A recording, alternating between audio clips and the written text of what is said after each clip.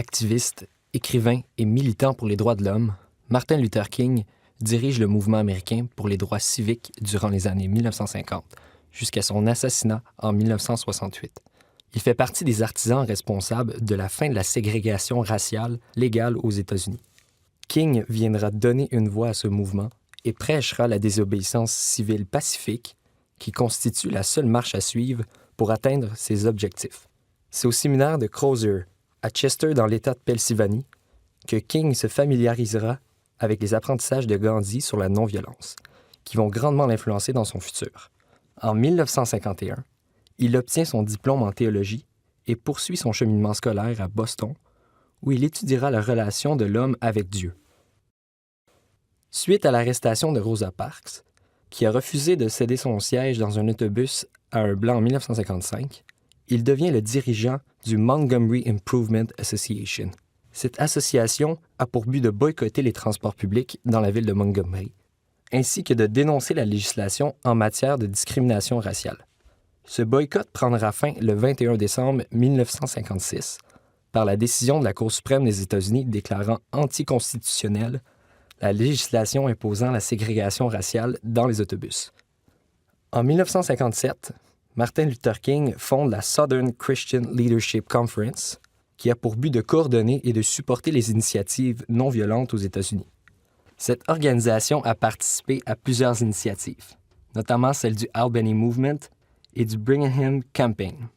Cependant, c'est la marche sur Washington du 28 août 1963 qui fut un des plus grands rassemblements politiques du mouvement.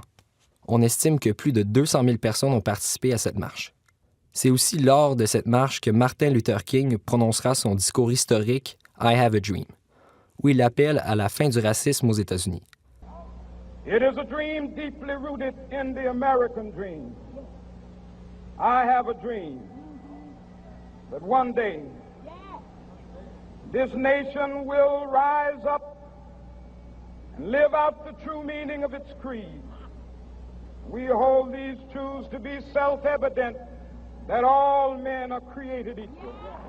Cette marche est entre autres grandement responsable de l'adoption du Civil Rights Act de 1964, qui interdit les lois discriminatoires basées sur la couleur, la religion et le sexe.